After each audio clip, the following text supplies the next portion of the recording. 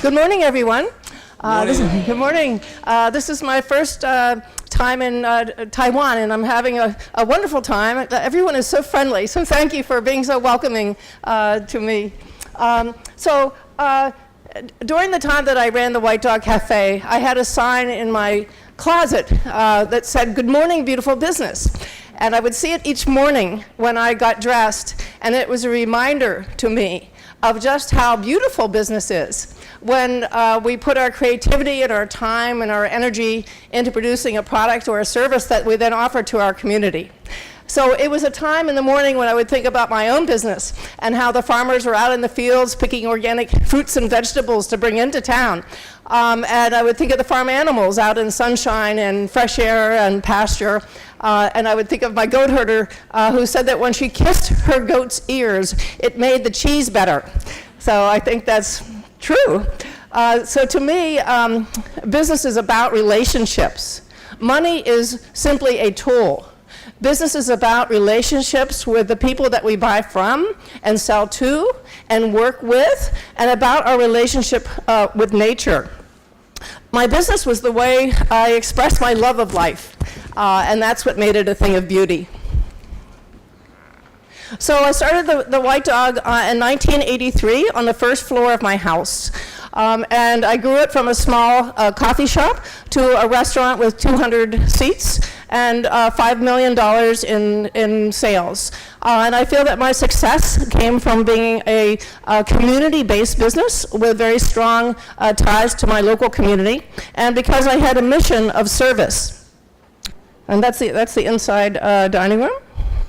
Our mission at the White Dog was to be of service. Service not only to our customers, but service to our employees, service to our community, and service to nature.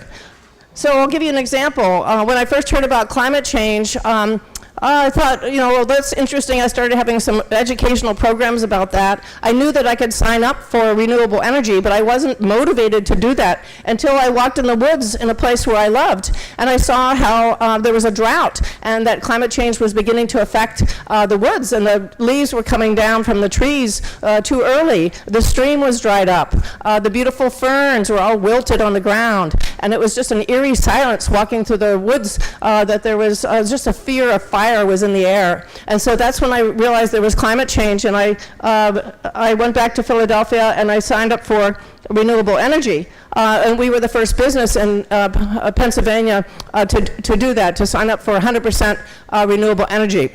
It wasn't something that I figured out in my head. It was because I love the woods that I made that decision. Here's another example.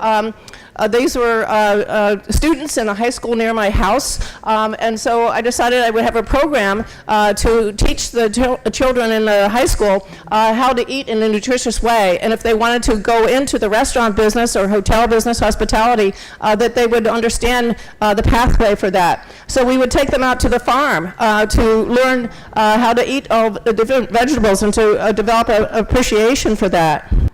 There's the lady that kissed her goat's ears. And then the students worked in our kitchen and the dining room and learned how to operate a restaurant.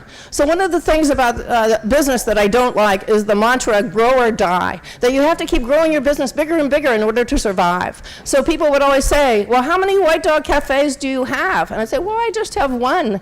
But then I realized that that's what I wanted, that if I had many White Dog cafes, I would lose what made me happy about my business, which was the personal relationship that I had with my employees and with my farmers and with my community. So instead of starting a White Dog Cafe in someone else's community, I started a Black Cat next door, a retail store where I was able to sell products that were locally made as well as by social enterprises, fair trade gifts. So then I started to think about how chain stores were like invasive species. They go into other people's communities and smother out the indigenous businesses. So that made me think, well, then how does a healthy business grow? Well, a healthy business grows like nature does. It grows deeper in place to become more diverse, more creative, more resilient, more adaptive to the needs of the local ecosystem. And that's just how we can grow our businesses.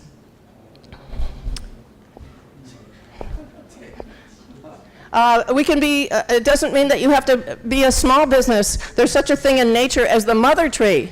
The mother tree is larger than the others, but the mother tree supports through the network of the roots the other trees and plants in the area, sending them nourishment. And that's just how we can do it in our own communities. When our business gets to be large, we can help, we can be a mother tree and help the other smaller businesses in our community. This is a restaurant in Ann Arbor, Michigan, Zingerman's, and they have a unique way of growing. Instead of doing a chain of Zingerman's, they looked to see, what does my community need? And they started a bakery, they started a creamery, they started a candy company, a family of businesses that replaced the imports into their community with local businesses and giving more ownership opportunities for their employees. So I also saw that we could reimagine growth, that it doesn't have to be material growth, that we can grow by expanding our consciousness, by increasing our knowledge, by deepening our relationships, by developing our creativity, by building community, and by having more fun. So at the White Dog, we had programs. This is a table talk where we educated our customers. We would have talks on sustainable fish, talks on organic growing. This was a talk on Cuba, on the U.S. relationship with Cuba. Would have talks on the war on drugs, on public education, so that our customers had the opportunity to discuss these important issues. We had table talks. This was on a gay marriage, a gay couple and a lesbian couple talking about their marriages. We had community tours. This was an affordable house tour, social housing tour of our neighborhood. Missed the slide about prisons. The last slide was about prisons, going to a prison garden and cooking a dinner from the vegetables that the prisoners grew, and then having a dinner with the prisoners and my customers where the prisoners talked about how gardening helped them to heal. This was a tour of inner city community gardens. We went around on a trolley to listen to these gardeners. We had many special events. This is a Martin Luther King event. We had a Native American Thanksgiving event. This is a Freedom Seder. We had an event called the Dance of the Ripe Tomato. There's the Native American dinner, where we talked about the many foods in the American diet that were first developed by indigenous people, by Native American people. Most of the foods, tomatoes, corn, beans, and so on, were developed before white people ever came to America. And we would have a speaker on Native American issues today. We also did things that were just for fun. On New Year's Day, we all came dressed in our pajamas to have a brunch. And so here's all the people. This is a family. They dressed all in matching pajamas. So it was very fun to come to a restaurant in pajamas. And all of our waiters wore pajamas. And we had a banjo player. And our kids would follow the music around the restaurant.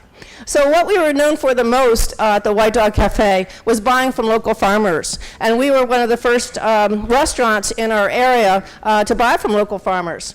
And one of the farmers here, Mark Dornstrike, said that good farming was about the balance between masculine energies and feminine energies. That if you had, and he talked about masculine energies about being efficient, and feminine energies about being nurturing. So if you had too much masculine energy, you might have a well-run farm, but you're not going to have good tomatoes. On the other hand, if you have too much feminine energy and not enough masculine energy, then you might have a well-run farm.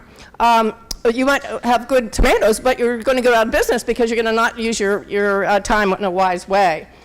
So one of the examples of this is the factory farming of animals. with the chickens and in the industrial system, it's all about how little nurturing there is. It's all about efficiency. How little space can we give the chicken? How little light and air, how little food, how little water, so that we can get the cheapest egg possible. No nurturing, all masculine energy, no feminine energy. And I'm not talking about gender here. I'm talking about the masculine and feminine energies we have in each of us. So at the White Dog, we only bought chickens that were raised on pasture like this, where they could walk around outside, and same with our eggs. Then I found out about the way the pigs were treated in the industrial system, where they were kept in these cages where they couldn't even turn or walk around. I was horrified because I realized that the pork that I was serving at my restaurant must come from the system, as most of the pork in the United States does. So I just walked into the restaurant and said, we have to take the pork off the menu. The bacon, the ham, the pork chops, because this is too cruel. We can't be a part of that. So we went searching for farmers that raised pigs in a humane way. And this is the farm where we got our pork from, where the animals could live in a high quality of life. This is the way that the pigs like to be. They like to sleep in pig house. They're very social animals. Same with the cows. I found out about the plight of the cow, how because of our subsidies to farmers, it was cheaper for the farmers to take the cows off the grass and put them in barns. If they're dairy cattle, just fed them grains in the barns and milked them all day. For the beef cattle, put them in the stockyards, not to put them on the grass. So I started buying all grass-fed beef at the White Dog. Here's Dougie. See the beautiful ear that she likes to kiss? So finally, I looked at my menu and thought, gee, we've done it. All of our meat comes from small farms, where the animals are treated with respect and kindness. This is going to be our market niche in the marketplace. This is our competitive advantage. But then one day I thought, well, gee, if I really do care about the farm animals, if I really care about the small farmers that are being driven out of business by the industrial system, if I care about the environment that's being polluted by the concentration of manure in our rural areas, if I cared about the consumers who are eating meat that was full of antibiotics and hormones, then rather than keeping this as my proprietary information, I would share my supply list with my competitors. So that was a real turning point for me.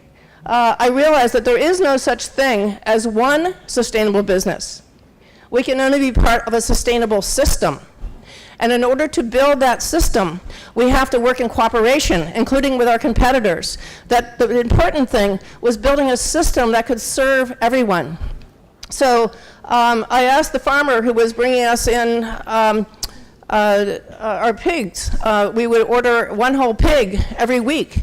And I said, would you like to increase your business? And he said, yes. And I said, well, what's holding you back? He said he needed $30,000 to buy a refrigerated truck. So I loaned him the money to buy the truck so that he could deliver pork to my competitors. Then I started a nonprofit called Fair Food. And we started publishing a guide to local food. We started with a list of the farmers that the White Dog bought from, which we shared with the other restaurants, and then we started publishing a guide for the consumers of where to find local food. And we started a farm stand that was the first year-round farm stand indoors in Philadelphia, open 7 days a week, where we handled the products of 100 farms and food enterprises. So an important thing happened to me when I went to Chiapas, Mexico. I heard about the Zapatista uprising, and I went to find out why, and learned that they were against NAFTA because they felt that it would drive their local farmers out of business. And they talked about local self-reliance. That was something I had never thought of before. What they were demanding is that they didn't want to be pulled into the global economy. They wanted to be able to grow food to feed their families and grow corn for the domestic marketplace. They wanted to be able to teach their children in their own language with their own culture. They didn't want to be pulled into the global economy, the monoculture of Western lifestyle. They wanted to maintain their traditions.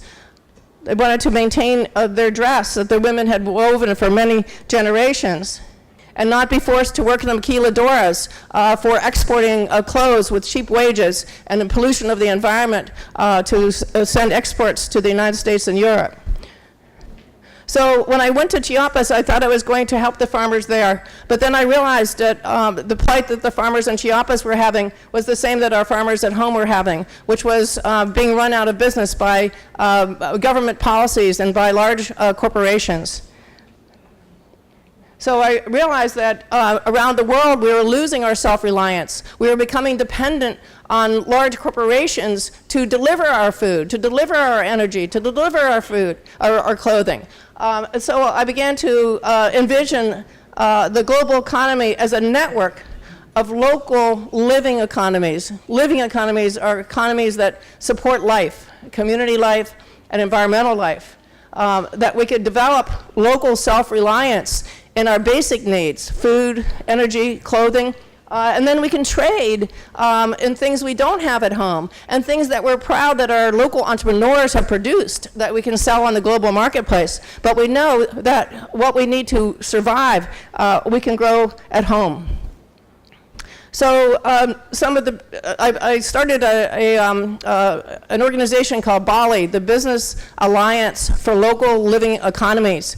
And we're a network of local economies throughout the United States and Canada that are supporting local retail and local manufacturing to manufacture products for our regions.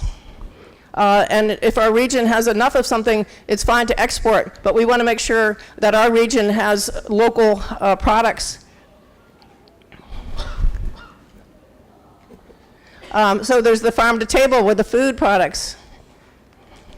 There's dirt to shirt to be able to grow the fiber crops, cotton, and now they're finally legalizing hemp in the United States so that we can finally, as we did in colonial days, make our clothing from industrial hemp. This is a whole chain. My friend in North Carolina found out that the cotton that was being sold in the marketplace in North Carolina was coming from China, where they used to have cotton grown in North Carolina. So he recreated the supply chain for cotton to employ more people, and he was able to increase employment by almost 300 people. Forest to furniture for more enterprises. Damn. Sun to socket for renewable energy. I'm never going to get through my talk this way. Botanicals to body, making medicines, making shampoos and lotion and so on. So we also want to make sure that we are building an inclusive economy, that we have programs to make sure that everyone is included, that everyone can find a way to become prosperous, to start their businesses, and employ people in their own communities. So we also want to talk about investing locally, that we need to invest in our local businesses to make sure that they have the capital that they need to grow. Well, and that there's collective joy. When we work together for a vision for our own community, we have joy in doing that work together. And climate change is something that we all think about now, that building sustainable local economies not only reduces the carbon of long-distance shipping by buying and selling locally, but we are also preparing our communities for the coming of climate change so that we have the basic needs produced at home. And I believe that that local self-reliance in food, water, and energy creates the foundation for world peace, since so many wars are fought over oil and water and land for farming. So we need to move from me to we, just as I did when I decided to share my supply list with my competitors, that we move from individualism to community self-reliance, from competition to cooperation, from hoarding to sharing, from fear to love. And we need to change our measure of success from money to the health and well-being of our communities and ecosystems, from maximizing profits to maximizing relationships. So ultimately, we all belong to the vibrant community of life on Earth. And when we feel this interconnection between all people and all species, then we can feel the pain of the pigs.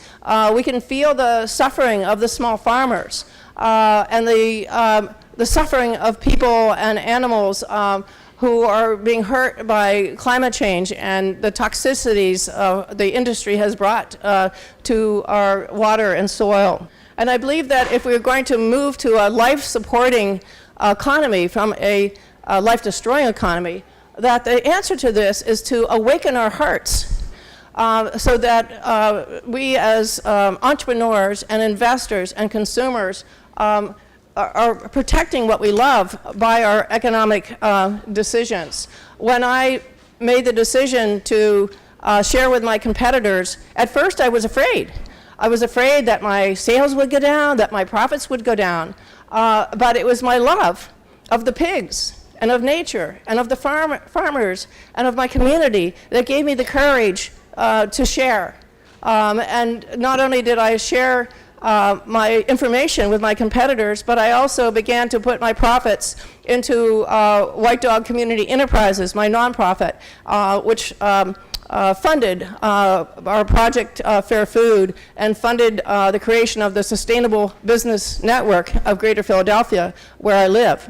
So ultimately, if we're going to leave a viable planet for the next generation, it's going to be because we as human beings have found our place, our rightful place in the web of life, in the community of life, no longer as exploiters, but as lovers. Thank you very much.